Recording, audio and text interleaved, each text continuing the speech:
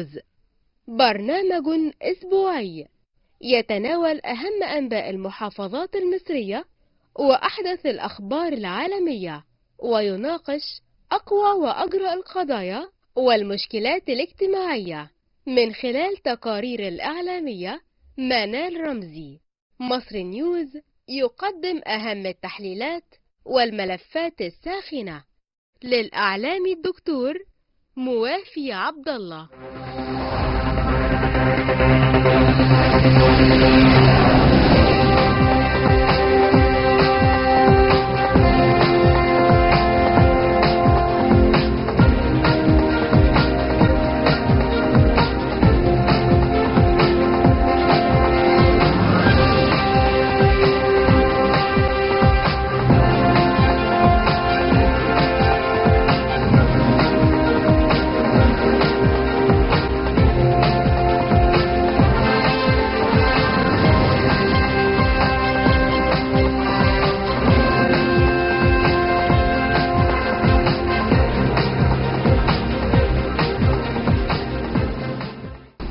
أسعد الله مساءكم أعزائي المشاهدين.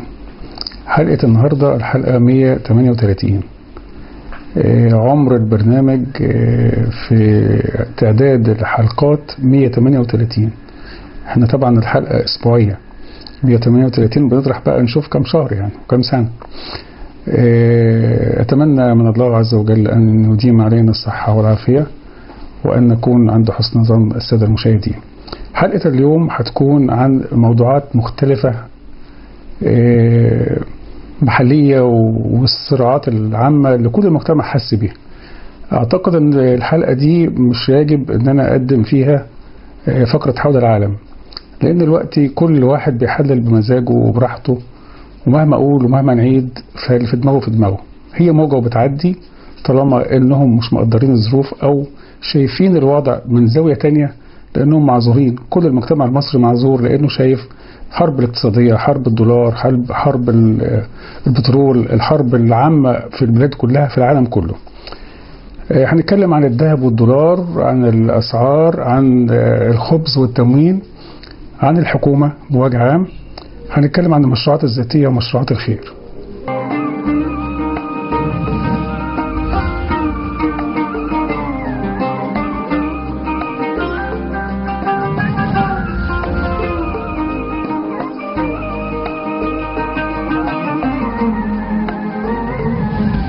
مش عاوز كل شوية نقعد نجمع المشاكل ونتكلم فيها عشان بس الأمور تمشي وربنا ييسرها إن شاء الله. ليه؟ لأن مجلس العالم بيتشكل من جديد، بيتعمل مجلس إدارة العالم. وما بقول مجلس إدارة يعني كلنا نعلم أن مجلس إدارة 5 أفراد 7 أفراد 9 أفراد، أعداد فردية. مجلس إدارة العالم لحقت به مصر، يعني مصر طلعت قفزت مرة واحدة هتخش في مجلس إدارة العالم ده إن شاء الله. وقريبا جدا ان شاء الله، انا بقول لكم كلام يعني هتجدوه قريب له حلول باذن الله، مش هنلاقي قاعده اجنبيه في اي دوله عربيه قريب خالص ان شاء الله. دي كلها نقط بتخلي المستعمر والصهاينه يتربصوا بمصر. كل ما يحصل نجاح اكتر كل ما يهجموا عليك اكتر. ده مقياس احنا يجب نعرفه اكتر يعني. الحرب حاليا على العملة وعلى البترول. مستقبلا يعني أمريكا قالت أن البترول قدامه في الدول الخليج 15 يوم وينفذ. طيب الخير فين؟ في مصر، في الاكتشافات البترولية اللي اكتشفتها جمهورية مصر العربية. هتظل 50 عام، ده كلامهم هم اللي قالوا هذا الكلام. يعني بالتالي الاتجاهات كلها هتيجي، مش عايز أقول ركع، الكلمة دي صعب أقولها، لكن عايز أقول جت عن طواعية، جت بذكاء وحنكة الإدارة المصرية. ما دخلناش في صراعات، ما عدناش حد، لأن احنا بنعمل المستقبل بقى بالمنظور بتاعهم ده. إذا في مستقبل، في علاقات مفتوحة، ما هيبقاش فيه تربصات، ما هيبقاش فيه مشاكل، أقدر أدي وأصدر وأستورد، هيبقى الأمور مرنة، لأن هم محتاجيني باعترافهم، هم محتاجيني. فبالتالي ما عملش عداء من وقتي. أنا هعمل عداء وماشي بعد 5 سنين، طب اللي ورايا ما عملش عداء ليه؟ أنا بصنع لقدام. أنا كرئيس دولة، أنا بتكلم بلسان حاله كرئيس دولة، بعمل لقدام. كل المصريين هيعرفوا هذا الكلام. وبشهادة، مش عايز أقول العدو قبل الحبيب، بشهادة المستفيد الأول الأكبر، أمريكا تحديدا، يعني اللي هي بتهيج العالم كله على حكامه.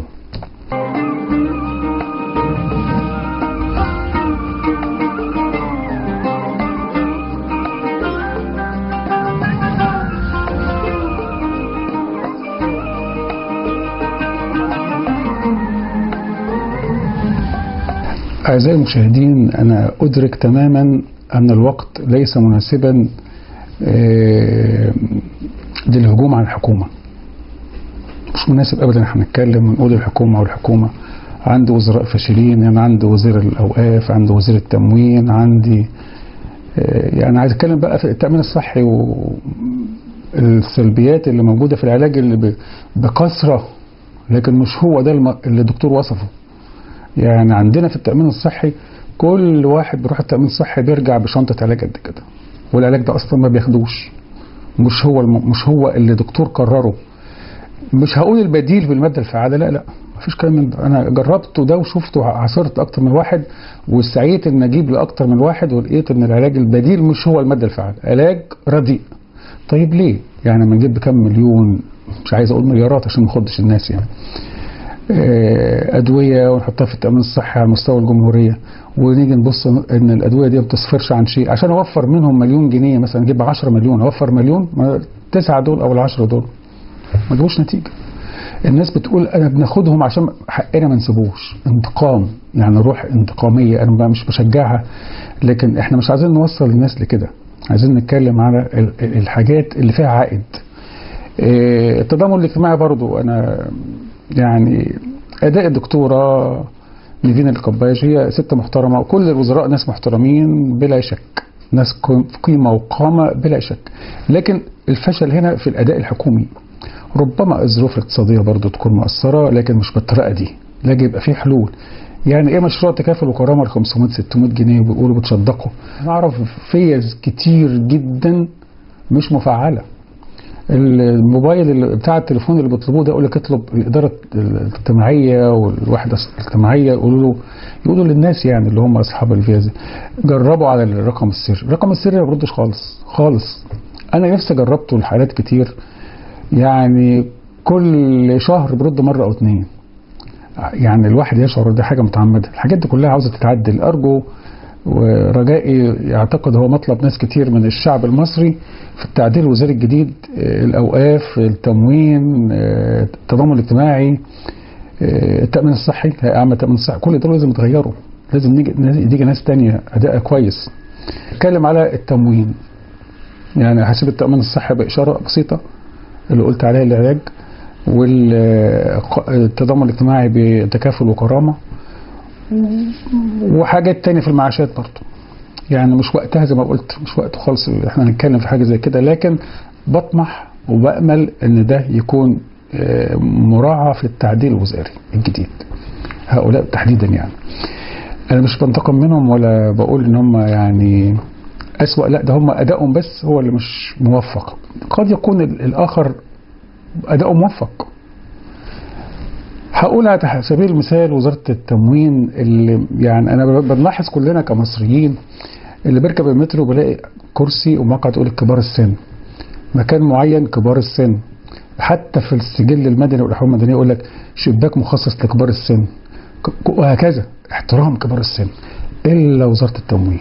مش هقول المعاشات طبعا بحكم العمل كله كبار في السن، ده طبيعة عملها كده. التموين، مخابز العيش اللي بتتحجز ليها من الساعة 9 مساء لحد تاني يوم الساعة 7، لأن السيد الوزير دكتور علي صالحي بجلالة قدره فكر إن ده بريح الناس. لما شغل المكنة الساعة 5:30 يقول لك نقطع نضرب بتاعة البطاقة دي 5:30. طب ليه 5:30؟ ومين اللي هيقوم 5:30؟ لا، قول المخبز اشتغل 5:30 مثلا، وابدأ قطع التذكرة دي أو البطاقة دي 7.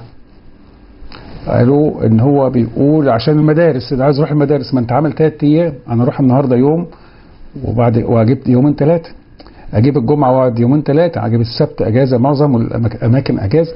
لا، دي مش حجه دي، لا، ده معاناه للناس، ده انتقام من الناس اللي بقف على المخابز كلهم كبار السن.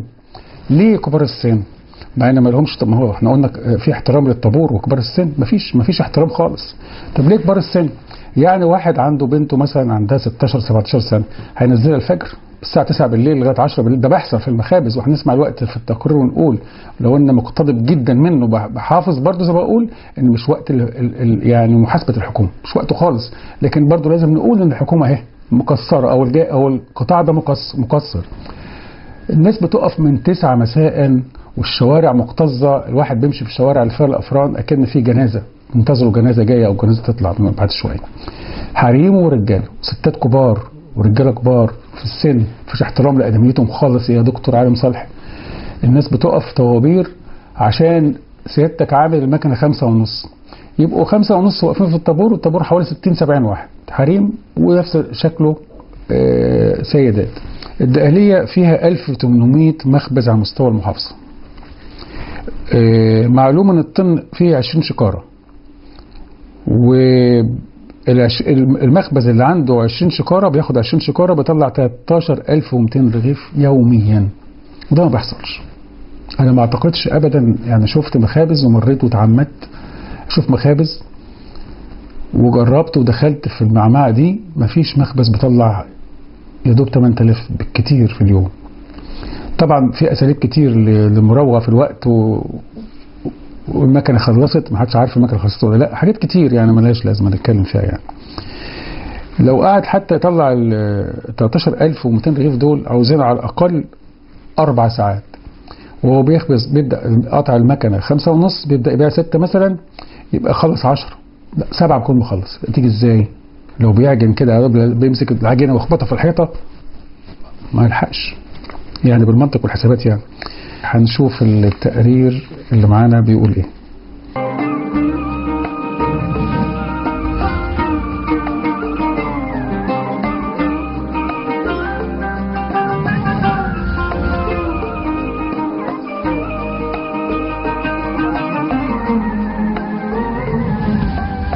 أستاذ محمود، حضرتك كنت بتقترح اقتراح، إيه الاقتراح بتاع حضرتك؟ الاقتراح بتاعي يفتحهم، يدوا تصريح لترخيص مخابز أكتر عشان يعني تخفف الضغط عن المخابز اللي موجودة دلوقتي. تاني حاجة مش هنقدر نقول نزود كمية المسموح لكل فرن، لان حالة البلد يعني ما تسمحش بكده، ولكن لازم ندور لها على حل. من الحلول اللي احنا برضه بنتكلم فيها ان المسؤولين يدوروا برضه يبحثوا ويشوفوا ويدوا تراخيص للناس اللي هم عاوزين يفتحهم مخابز جديدة، ما فيهاش اي مشكلة، ونخف عن كده برضه، نبقى ضمننا ان احنا نخف الضغط عن بعض المخابز. أستاذ عماد رمضان، هل عندك اقتراح للموضوع أزمة الخبز؟ الأول بسم الله الرحمن الرحيم، والصلاة والسلام على أشرف المرسلين. أنا بحيي أسرة مصر نيوز على مناقشة هذا الموضوع الهام بخصوص مشكلة توزيع الخبز وازدحام المواطنين أمام المخابز. يعني يمكن بيباتوا قدام المخابز يعني عشان يقدروا ان هم يحصلوا على حصتهم من بعد الساعة 5. فهنا بنيجي نبص نلاقي السيد الرئيس بيوصي براحة المواطن، ولكن بهذه الصورة لا يوجد راحة للمواطن في هذا الجو والصقيع اللي بيتواجد فيه المواطنين امام المخابز والافران عشان ان هم يحصلوا على حصتهم. انا ارى ان هو يجب يعني تأخير مكنة توزيع الخبز، صرف الخبز مثلا الى الساعة 7، ما تكونش مفتوحة مثلا ان يشتغل الساعة 5 والساعة 4 وكده. بالتالي يبقى في من بعد الساعة وقت الساعة 7 زي البنوك كده، يبقى في تنظيم لكل واحد ياخد دوره، يبقى بالدور، بس الدور هنا من بعد 7، يبقى اللي يجي 8 يلاقي كده، يبقى في يعني إدارة للتوزيع انما النهارده بيجي يبص تلاقي المواطن جاي الساعه 8 ما بيلاقيش خبز في المخبز فيروح. هنفترض ان واحد تعب ما قدرش يصحى الساعه 7 8، وخاصه ان من يقوموا بصرف هذا الخبز هم كبار السن، يعني الابهات والامهات كبار السن. في هذا الجو ده فيعني صعب جدا يعني. استاذ عماد، في اقتراح ان يتم عمل اكشاك لتوزيع الخبز بدلا من ان الناس تكون متواجده امام الافران، ايه رايك في حضرتك؟ هو حضرتك دي احنا بنسميها فصل الانتاج عن التوزيع. هنا انا ببعد المواطن عن الفرن، ولكن انا اتمنى ان مثلا في منطقه معينه وليكن مخبز في شارع مستشفى الصاد، طب ما احنا نعمل كشكين في شارع مستشفى الصاد، لان التوزيع هيخفف الزحام. فبالتالي فكره فصل الانتاج عن التوزيع فكره رائعه، واتمنى من الحكم المحلي دراستها وتنفيذها. محمود، قول لي يا محمود، انت عرفت ان انت كمان بتروح تجيب عيش وبتقولي ما بعرفش اجيب عيش، ايه احكي لي. بص، بالليل بروح بس بكون عاوز انام، يعني ايه مش بعرف اسهر، بلاقي الطابور مليان فبرجع تاني البيت انام. تاني يوم اروح الصبح الساعة 7 الصبح بلاقي كل الناس خدت العيش وخلصته في الاخر مش وما تلاقيش عيش الصبح. وما بتعرفش تجيب عيش، وبالتالي انت مش هتعرف تسهر بالليل زي ما انت بتقول كده.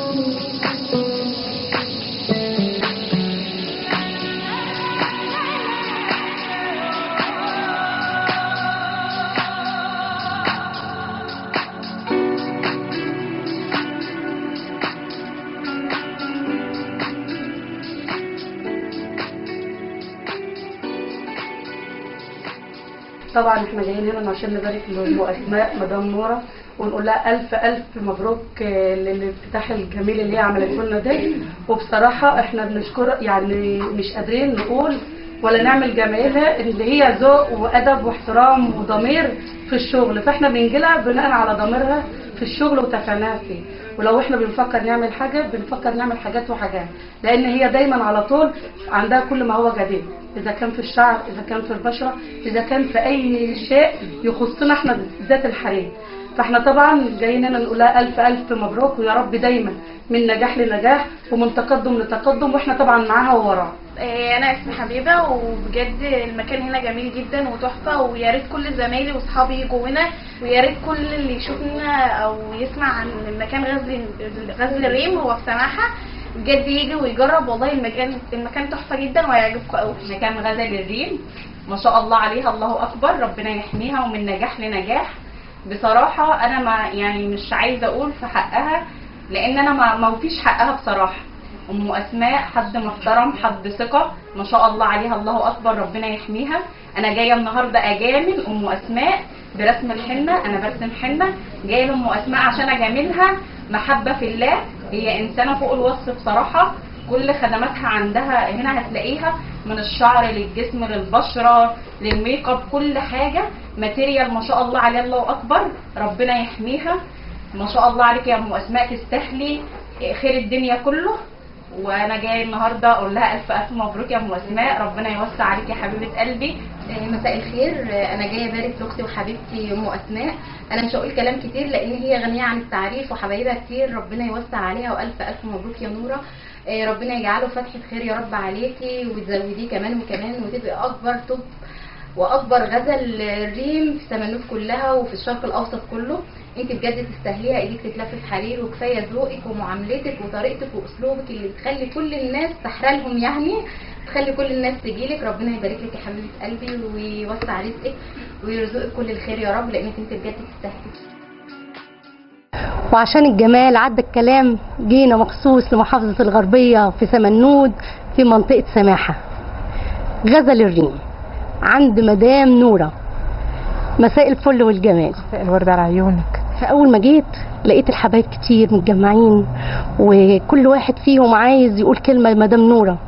بصراحه قالوا فيكي كلام جميل قوي، محبتهم كانت واضحه من حبك انت، يعني قالوا مش عارفه اقول ايه، يعني انت هتشوفي بعد كده في التقرير هم قالوا ايه. تحبي تقولي لهم ايه؟ انا بشكرهم جدا على حبهم ليا، طبعا الحب قبل الشغل وقبل المصالح، لان هو الحب والمعروف هو اللي بيديم اي علاقه في الدنيا دي كلها. وطبعا هم كلهم حبايبي، ما اقدرش اقول فيهم الا اني فعلا بحبهم جدا في الله. ربنا يبارك لهم ويحفظهم، ودايما اكون مسنوده ومدعومه بيهم. انا نجاحي كله بفضل الله وفضلهم. نحب نعرف في البدايه المكان هنا ايه الخدمات اللي بتقدميها في غزل الريم؟ طبعا احنا عندنا المكان هنا فيه 4 اقسام، قسم العنايه بالشعر، وقسم العنايه بالبشره، وقسم الميك اب وتجهيز العروسه. بالنسبه للعنايه بالشعر وفي كل ما يخص الشعر، من ترميمات وفرد ومعالجه وازاله قشره وانبات وايقاف تساقط، كل ما يخص الشعر وترتيبات فروه الراس. اما بقى البشره في بردك مراحل كتير للبشرة، منها التنظيفات، ومنها إزالة البقع، ومنها إزالة الهالات، ومنها تقفيل المسام، ومنها إزالة علامات الشيخوخة. مراحل كتير جدا ترتيبيا يعني. وطبعا أنا مجهزة السنتر بأجهزة عالية جدا، منها أجهزة تنظيفات عالية جدا بروفيشنال، وأجهزة زي إيه الأجهزة اللي موجودة؟ في جهاز التنظيف الهيدرافيشل طبعا 7 مراحل، ومعاه القناع الضوئي، وفيه جهاز لإزالة الندبات ليزر، وفي جهاز ليزر لإزالة البقع، وفي جهاز ليزر لإزالة المسام الواسعة. وكمان البشرة اللي هي بتتأكسد او بتتعرض لعوامل معينه كده من الجو او من منتجات معينه، بننزل بردك الاكسده دي، وبنعمل على نضاره البشره واصلاحها تدريجيا. قسم العروسه طبعا في كل ما يخص العروسه، ميك اب، عنايه بالبشره، عنايه بالشعر، تجهيز العروسه تجهيز كامل من اول ما تخش عندنا لغايه ما تطلع بنجهزها تجهيز كامل كل ما يخصها يعني. ايه الترميمات اللي بتعمليها علشان خاطر يبقى في رونق وفي شكل جميل للشعر؟ بصي مبدئيا كده لو هنتكلم على بحر الشعر فهو بحر غويط جدا. الترميمات طبعا انا مش هقدر اتكلم عليها تفصيليا لان هي كتير، بتتوقف على نوع الشعر وحالة الشعر والحالة الصحية بتاع الجسم نفسه، مش الشعر بس. الحاله النفسيه، ترتيبات كتير كتير كتير بتندرج بعدها بقى ايه اللي انت هتستخدميه للشعر. انا اتذكر مره انا كنت جايه لك وكنت جايه اعمل شعري، فانت قلتي لي انا عايزاكي تعملي لي تحليل انيميا الاول. ايوه. فيعني ايه الموضوع ده؟ ايوه، هي الحاله النفسيه والحاله الصحيه بتاثر في الدرجه الاولى على الشعر، على البشره. فانا بحط في اعتباري ان الصحه اساس اي عله في الجسم. فانا بحاول يعني تحفظا على صحه العميله او على سلامه العميله، انا بحب ان انا اشوف الاول التحاليل المطلوبه اللي هي تخص بالشعر وفيتامينات الشعر، عشان انا اقدر اقرر بعد كده ايه اللي ينفعها وايه اللي ما ينفعهاش وايه اللي يلزمها واللي ما يلزمهاش. انا ما اسحبهاش في طريق اللي هي تصرف فيه مبالغ كبيره جدا ويطلع في الاخر بلا فائده لعله معينه انا ما اعرفهاش في الجسم. يعني كنت موجوده ولقيت واحده بتقول لك قصي لي شعري، فانت قلت لها لا مش هقدر اقص في اي يوم، ده انا لازم هقول لك في يوم معين علشان تيجي تقصي شعرك. فهميني كنت تقصدي ايه بالموضوع ده؟ ايوه، احنا اجسامنا بتتوقف على حاله المد والجزر في الكره الارضيه. طبعا المد والجزر اللي هي تحرك السوائل في الكره الارضيه، فبيبقى في ايام معينه كده للمد والجزر في الارض، ده بيتوقف عليها صحه الشعر او صحه نسبه السوائل في الجسم. فانا بحدد الايام بتاع القص على حركه المد والجزر بتاع الكره الارضيه. منهم ال3 ايام اللي احنا بنسميهم 3 ايام البيض، اللي هم 13 و14 و15 من الشهور العربيه اللي تخصنا. يعني ايه؟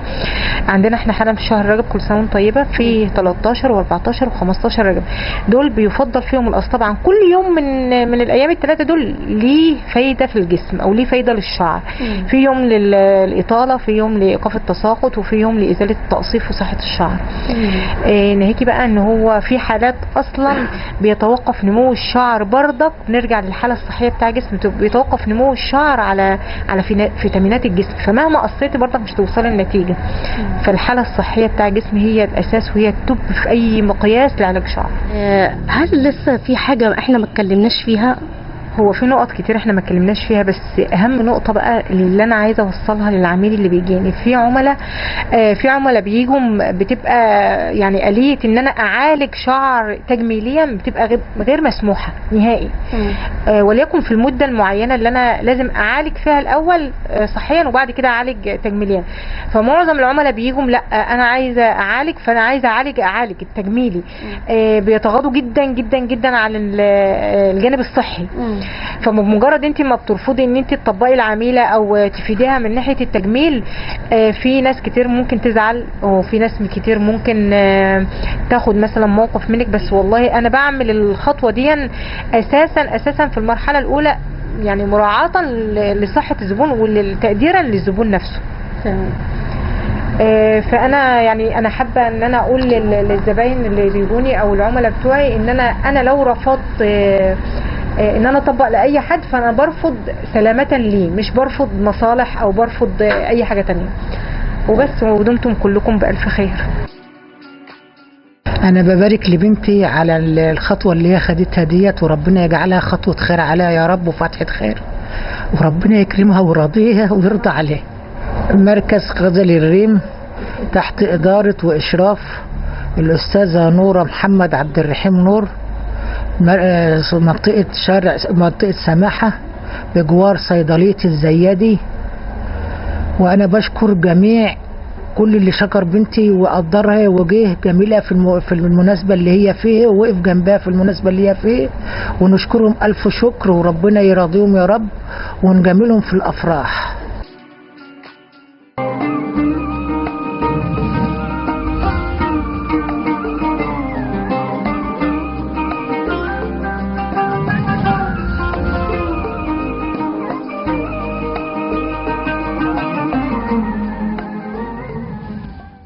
أما بنتكلم عن مشروعات الخير بيتوارد لأذهان البعض أو للغالبية العظمى ناس بتتصدق وناس بترعوا بعضهم يعني. أنا برضو ما زلت يعني خارج من الأسعار والغلاء هتكلم برضو فيها، لأن مشروعات الخير بتخفف كتير عن كاهل الدولة في صورة المؤسسات العامة أو الجمعيات أو ما شابه ذلك من لجان زكاة في بنك مصر الاجتماعي، وده شيء يحمد لبنك مصر الاجتماعي اللي بيتبع وزارة التضامن الاجتماعي. مش كل حاجة وحشة يعني، برضو يعني أنا بتكلم اللي لينا واللي علينا. أنا بقول في قصور في أماكن معينة عاوزين نراعي القصور دي، ونكون أو كان الشعب طلب كتير في النقط دي وما حصلش استجابة أو أي ظرف من الأظرف، كان المفروض المسؤول يتكلم في الحاجات دي ويوضح، ما وضحوش. عشان كده بقول ده فشل إداري يعني. ناس كتير بنشوفها في شهر رمضان بيقبلوا على شراء اللحوم والمكسرات. أنا يعني أماكن مولات كده بتابع برضو، بشوف يعني على أماكن اللي بيدي الفيزا بياخد حاجات 6000 7000 4000 كتير، مش حد لوحده يعني، مش عدد بسيط يعني، كتير بلاقي دي. طيب بلاش كده، في ناس كتير بتجيب لحوم وربنا يزيد الكل ويعني يغنيهم ويعفوهم عن الحرام، بيشتروا كتير جدا جدا، وناس مش لاقيه حاجه خالص خالص. يعني انا باخد عشان معايا فلوس باخد كتير واخزن، وغير اللي معهوش خالص ياكل يومي انا باخد قوته. وشهر رمضان ده اصلا الاصل فيه ان انا احس بالفقير، مش ان انا اخد حق الفقير وعينه عشان ما انزلش بالليل او انام طول اليوم واقوم من النوم افطر وافضل طول اليوم نايم. لا مش كده، انا كده يبقى ملوش لازمه الصيام بقى. المشروعات هنا بتبقى مشروعات خيريه، مدرسه، مستشفى، جمعيه وما شابه ذلك، وحدات غسيل كلوي. ده اللي دعانا نختار قريه، نبدا كل مره ناخد قريه ونشوف عطائها ايه. القرى، الخير في القرى، يعني الناس في القرى بيحسوا ببعض ويتعاونوا مع بعض. قلنا نشوف قريه من ضمن القرى ونركز عليها وناخدها قدوه بالنسبه لباقي القرى التانية. اخترنا قريه اسمها سامول في مركز المحله الكبرى محافظه الغربيه. تجولت كاميرا البرنامج هناك ووجدت اكتر من مشروع، بصراحه مشاريع عملاقه كبيره جدا جدا جدا، كان وراها اهل الخير اللي هنسمع يعني اسمائهم فيه او بعض من اسمائهم فيه على عجاله سريعه في التقرير اللي معانا ده. تقرير كبير ومطول يستحق حلقه كامله، وانا اعدكم ان شاء الله ان هي هتبقى حلقه كامله ان شاء الله. عشان نوصل للصوره دي كان التمن مجهود وتعب سنين. تعبنا وبنينا وعمرنا وكله بايدينا، لكن الشعب هنا كان القرار، والكلمة كانت هي المصير لكل المصريين.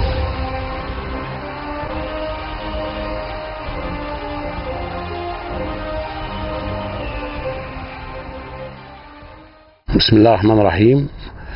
معاكم طارق الشافعي، قرية سامول مركز المحلة الكبرى، عضو مجلس إدارة مستشفى سامول المركزي وأحد أبناء القرية.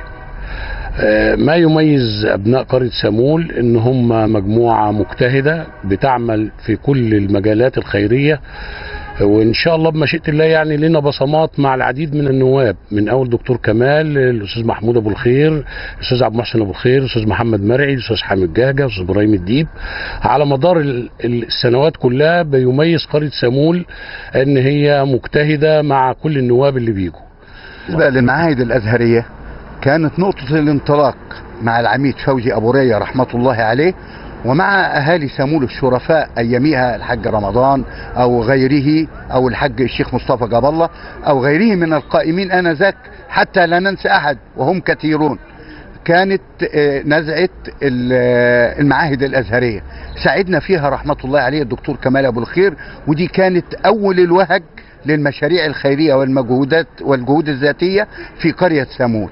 واللي ساعدنا في إشهار الجمعية الأستاذ محمود كامل السيد أبو الخير، بدأ معانا في إشهار هذه الجمعية في عام 2002 تحت قيادة المرحوم صبحي حمدي سليمان رئيس مجلس الإدارة الله يرحمه، وبدأنا الجمعية في عام 2002. عمر الجمعية دلوقتي تقريبا 22 سنة، قامت بأعمال جليلة تجاه القرية، بتقوم بأعمال خدمية في مجال الصحة، في مجال البيئة، في المجالات الاجتماعية، رعاية الأسر، كل ده الجمعية بتقوم به لخدمة أهل القرية. بما أننا بنتكلم عن الخير والمشروعات الخيرية، ما ننساش أن في مؤسسات كبيرة عملاقة بترعى مؤسسات وبترعى يعني جمعيات وبتساعد جهات وقطاعات كبيرة في الدولة. منها مؤسسة مصر الخير. مؤسسة مصر الخير يعني ده دعانا ان احنا نديهم يعني احساس ان احنا حاسين بيكم والمجتمع حاسس بيكم، ده أقل حاجة لازم الإنسان يحسس أخوه الإنسان المؤمن إن هو بيعمل شيء كويس نشير ليه. بادرنا وقابلنا مجلس إدارة المؤسسة مؤسسة مصر الخير، وعملنا معاهم لقاءات موسعة برضو هنذاعها في حلقة خاصة إن شاء الله، هجمع فيها كل المشروعات الخيرية دي وهنذاع كل حاجة على حدة إن شاء الله. لكن كان لنا يعني سبق التكريم باسم البرنامج لمؤسسة مصر الخير بشهادات تقدير متواضعة بدأنا نسلمها لأعضاء مجلس إدارة، كأن احنا نقول لهم احنا عيونكم اللي شايفينكم، عشان نشجعهم، عشان داخلين على رمضان، داخلين على أشهر وأيام صعبة جدا جدا، بنشد من أزرهم عشان يشدوا حالهم شوية في المجتمع. وكان لنا لقاء التكريم اللي هنشوفه مع حضراتكم ده. بيسعدني بكل فخر وإعزاز كبرنامج مصر نيوز تقديم شهادات تقدير متواضعة للجهاز الإداري لمصر الخير في مقدمتهم فضيلة الأستاذ الدكتور علي جمعة.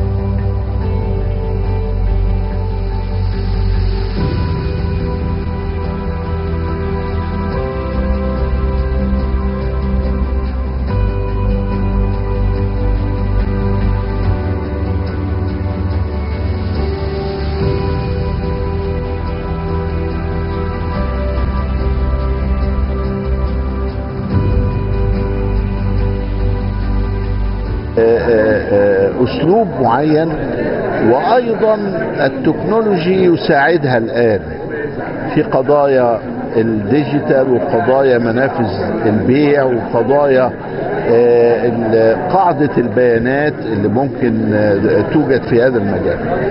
فإن شاء الله ندعو الله سبحانه وتعالى أن يتمم بالخير، وحينئذ ستكون شركة قابضة حتى لو كانت بعيدة عن مصر الخير. نحن بنسعى لفتح جسور التعاون والتنسيق مع المنظمات الآلية على المستوى العربي. مصر الخير يعني التوجه إلى القرى الأكثر احتياجا سواء في مجال التعليم أو الصحة. مصر الخير صاحبة 1068 مدرسة مجتمعية للمتسربين من التعليم على مستوى 10 محافظات. مصر الخير معنية بقطاع مناحي الحياة، يعني كل ما يخص الثقافة والتنمية والقيم والحياة وكل شيء. دور المرأة طبعا دور فعال جدا الحمد لله، يعني احنا بقدر الامكان بنقدر نثبت وجودنا كمرأة. طبعا بالقائدة الجميلة دكتور امل جمال، طبعا انا تلميذتها وبفتخر ان انا تلميذتها. ودور المرأة ظاهر في مؤسسة مصر الخير وفي كل المؤسسات على فكرة يعني.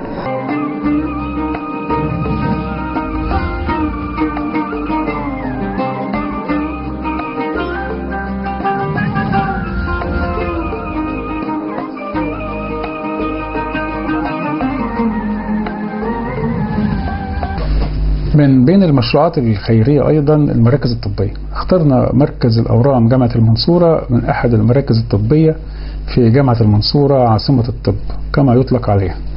مركز الأورام جامعة المنصورة ده المركز الثاني على مستوى الجمهورية بعد المعهد القومي للأورام.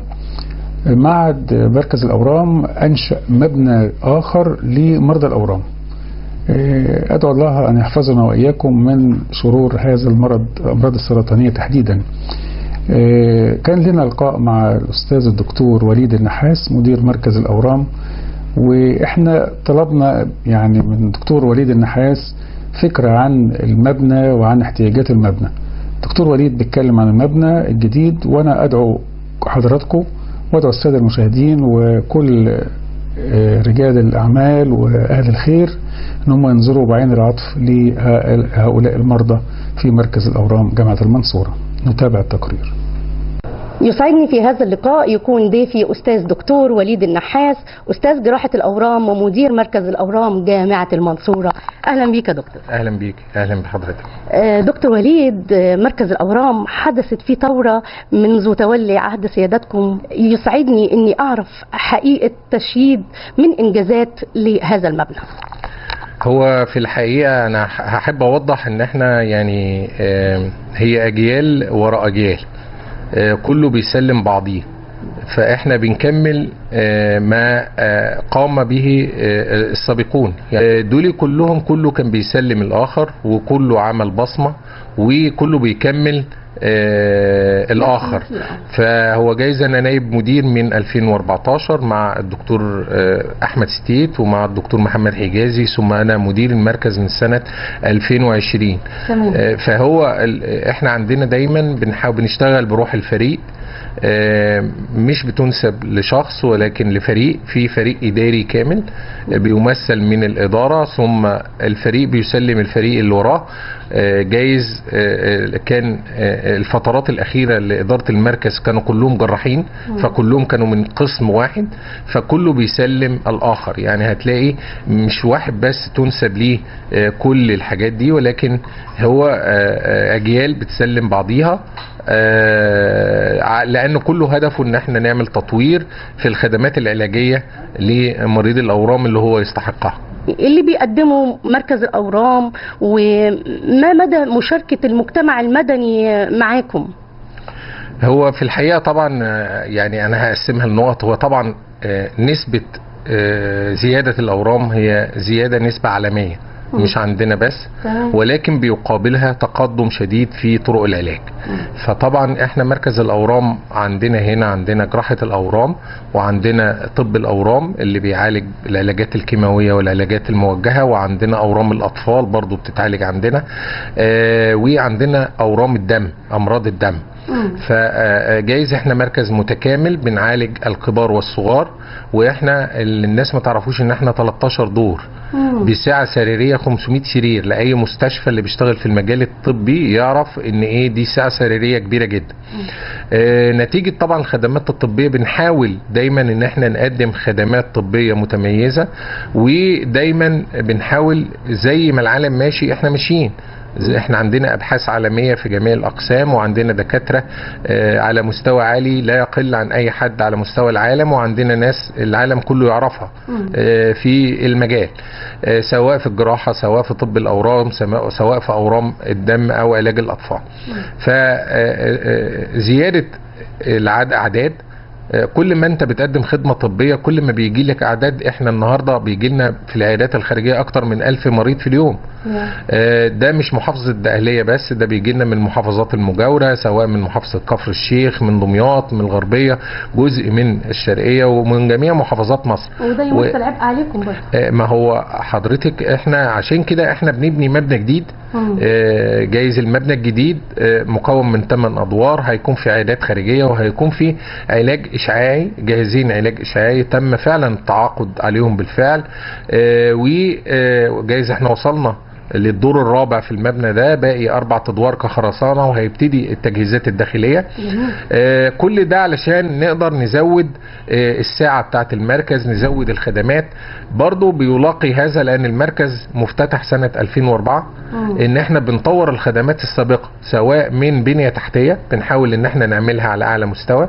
طبعا دي بتتم بمشاركة الدولة مع المجتمع المدني، لان اللي انا عايز اقوله لحضرتك ان جميع مراكز الاورام على مستوى العالم من غير ظهير مجتمعي مش هتقدر تقدم خدمات.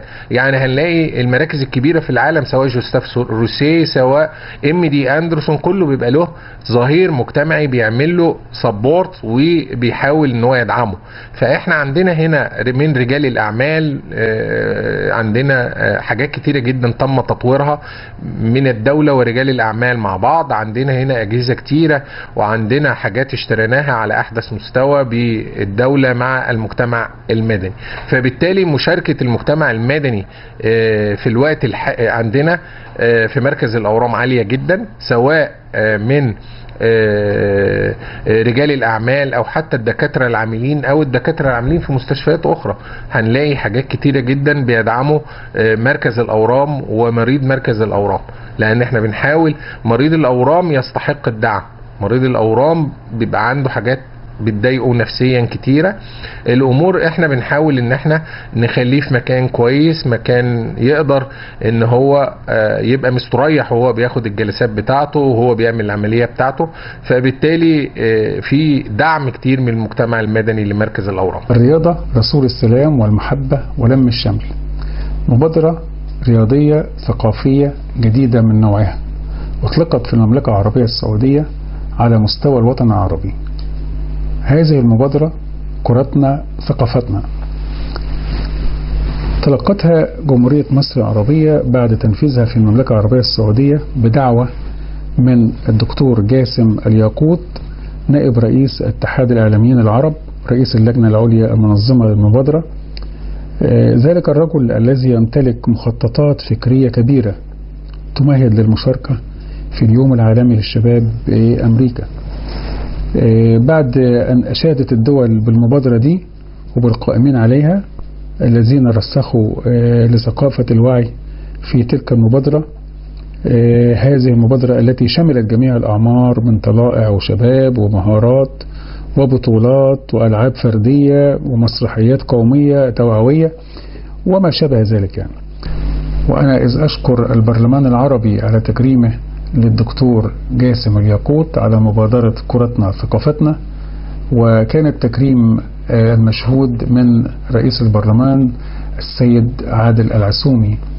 أتوجه بالشكر العميق للبرلمان العربي وإدارة البرلمان العربي، موظفين ونواب وقادة، على تواصلهم الدائم وحرصهم الدائم على القضية الفلسطينية. في 15/1/2020 تشرفت بحضور جلسة من جلسات البرلمان، وكان بيتحدث عن القضية الفلسطينية من 2020، وحتى الآن في الجلسة الماضية تشرفت أيضا بحضور هذه الجلسة، وكان حديث البرلمان رغم تغير رئيسه وتولي رئيس آخر عن القضية الفلسطينية. نتابع على عجالة.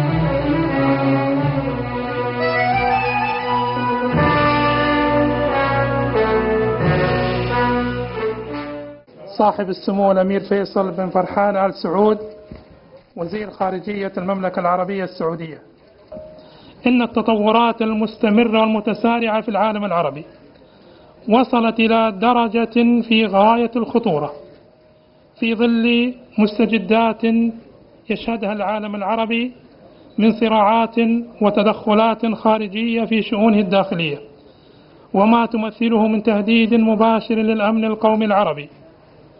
وننبه إلى خطورة هذه التدخلات والمخططات العدوانية التي تقوم بها دول إقليمية تستهدف إحياء مطامعها الاستعمارية من خلال تكوين ميليشيات وأذرع لها داخل المجتمعات العربية، وإرسال قوات عسكرية تنتهك سيادة الدول العربية وتضع يدها على ثرواتها.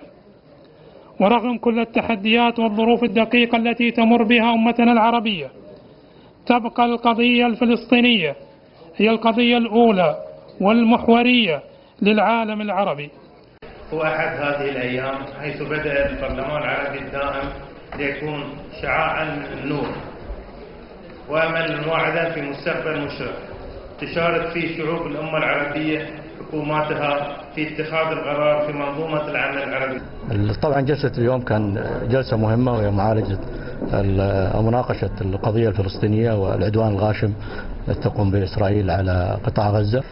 جلسة اليوم جلسة خاصة بالبرلمان العربي في مقر دول الجامعة العربية، وانطباعي عن هذه الجلسة انطباعات عاطفية أخوية، لأن جميع المتحدثين كانوا يتحدثوا عن أخبار ما يجري الآن في فلسطين من العدوان الصهيوني.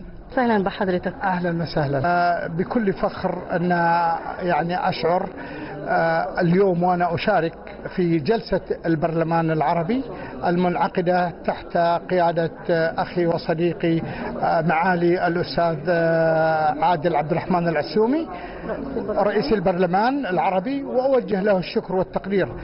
طبعا يعني القضيه الفلسطينيه هي قضيه الامه العربيه، والحمد لله يعني البرلمان العربي يتخذ اجراءات كبيره واجراءات قويه في دعم القضيه والتحرك على جميع الوسائل وجميع السبل، سواء بتوفير الاقضيه، سواء دعم، سواء الاطباء، سواء في الدور الاعلامي، فكلها يعني تصب في مصلحه ودعم الشعب الفلسطيني. طبعا انا يعني حضوري اليوم كصاحب مبادره وطنيه باسم المملكة العربية السعودية، وهي مبادرة الكرة ثقافتنا. طبعا هذه الكرة ثقافتنا هي عبارة عن مزج الأنشطة الاجتماعية والثقافية والعمل الإنساني تحت برامج الكرة، ونبعت من المملكة العربية السعودية لأن المملكة العربية السعودية تحمل رسالة المحبة والسلام وفق رؤية المملكة 2030 وبرامج جودة الحياة التي تساهم في يعني إيجاد العيش الرغيد لكل من يقيم في الأرض المملكة العربية السعودية من المواطنين والمقيمين، وأيضا نشر المحبة والسلام في جميع دول العالم. وتواجدي في المحفل العربي اليوم لهذه المبادرة هي مبادرة المملكة والوطن العربي، ونحن انطلقنا بها إلى العالمية وحزنا على جائزة كتب السلام على مستوى العالم تحت منظمة اليونسكو والأمم المتحدة، وشاركنا في المحافل الدولية لإيصال هذه الرسالة، لأن نحن العرب نحمل رسالة المحبة والسلام، ونحن شعب مسالم نرفض العداوة، نرفض البغضاء، نرفض العنصرية، نرفض كل الأمور التي تسيء نتمسك بمبادئ ديننا الإسلامي، والحمد لله على كل شيء. وهي رسالة جميع الأديان، المحبة والسلام. بالضبط، هي رسالة المحبة والسلام، وهي رسالة الأديان، رسالة الأديان كل الأديان السماوية بإذن الله إن شاء الله، بإذن الله إن شاء الله. بعدين المبادرة يعني موجهة لجميع فئات المجتمع، تستطيع تنفذ في جميع الأوقات، ما لها أي حدود، ممكن تدخلين فيها جميع البرامج اللي تخدم البشرية. في الحلقات القادمة إن شاء الله نتابع العديد من الموضوعات والمبادرات القومية والدولية التي تشهدها مصر، كما نتابع اللقاء الهام مع دكتور سيد مغربي عضو مجلس إدارة الاتحاد العام للمصريين في الخارج ورئيس اتحاد المصريين في دول آسيا الوسطى. البريكس هو مشروع عظيم جدا، او اتفاقية البريكس وانضمام مصر لاتفاقية البريكس، هذا يؤسس لشراكة دولية وخروج مصر من عباءة الضغط من الدولار. مصر تستورد قمح 3 مليون طن من القمح سنويا، 80% من هذا القمح بيأتي من روسيا ومن كازاخستان ومن الهند. نبارك جميعا للخلوق المحترم الحاج محمود الدمياطي خطوبة كريمته الآنسة أسماء، وكان لنا شرف حضور الحفل الذي رصدنا منه هذه اللقطة من خلال الزميلة منال رمزي. مبروك يا جماعة. الأول نتعرف على العروسة والعريس. اسم العروسة؟ أسماء. أحمد. والدة العروسة أكيد. صفاء. أهلا وسهلا. الحاج طبعا محمود الدمياطي. ربنا يخليك. احنا النهارده جايين نبارك ليكم، وخاصة ان الحاج محمود الدمياطي يعني من الشخصيات السياسية البارزة، واحنا فعلا يعني جايين بكل حب ان نبارك لكم. النهارده طبعا في مشاعر بتبقى جميله في فتره الخطوبه، طبعا انتوا لسه يا دوبك هتبتدوها. فالاول في البدايه نحب بقى نعرف العريس والعروسه تعرفوا ازاي. عادي تعرف عادي يعني يعني العائلات تعرف عادي. تمام. طيب يعني اكيد هيبقى في اسس هتمشوا عليها في البدايه وهتحطوا نقط علشان خاطر حياتكم بعد كده تقدر تستمر وتبقى كويسه. هل ده فعلا اللي انتوا هتكونوا هتعملوه؟ طبعا ان شاء الله باذن الله، ربنا يا رب يتم على خير ان شاء الله. ان شاء الله. اللهم امين يا رب. طيب يعني ايه الاغاني بقى المفضله اللي ممكن يعني في فتره الخطوبه بقى تسمعوها؟ حب سنين لتامر حسني. يعني اختيار جميل. وانتي بقى؟ مفيش اختيار بعد كده، اغنيه جميله. يعني بتحبي تامر حسني برضه؟ وهتبقي معاه في كل اختياراته؟ يا رب ان شاء الله. يعني هو يقول لك تامر حسني يبقى تامر حسني؟ لا ما برضه انا بحبه، مش مختاره كده يعني. ده شيء كويس برضه ان احنا نقدر يعني نقرب المسافات مع بعض. ان شاء الله. طبعا اجمل حاجه في اليوم ده اي ام بتبقى منتظره اللحظه دي. طبعا. فتحبي النهارده تقولي ايه للعروسه الجميله اسماء؟ الف مبروك يا سموقه يا قمر. الف مبروك يا قلبي، والف مبروك يا احمد يا عسل. ربنا يسعدك يا رب. الحاج محمود لو سمحت ممكن النهارده طبعا انت طبعا يعني عندك نصيحه ممكن تقدمها لبنتك، لان في المستقبل اللي جاي هيبقى يعني هو دوت اللي قادم بالنسبه لهم، وعشان يعيشوا حياه يعني هادئه في سلام اكيد عندك نصيحه تحب تقولها لك. تحب تقول ايه؟ نصيحتي ليهم ان ربنا اولا كده ربنا يوفقهم، ونصيحتي ليهم انهم ياخدوا بالهم من بعض، وكل حاجه هتمشي كويسه ان شاء الله طول ما هم مع بعضهم وايديهم في ايدين بعض ان شاء الله. وباذن الله هنكون معاكم في الزفاف كمان. الف مبروك يا جماعه. اهلا بيك. تحب تقول النهارده ايه للحاج محمود دمياط؟ الف مليون مبروك وربنا يتمم لها على خير، والحاج محمود راجل 100 راجل محترم، وربنا يتمم لهم على خير يا رب، ويقبل لنا الكبير.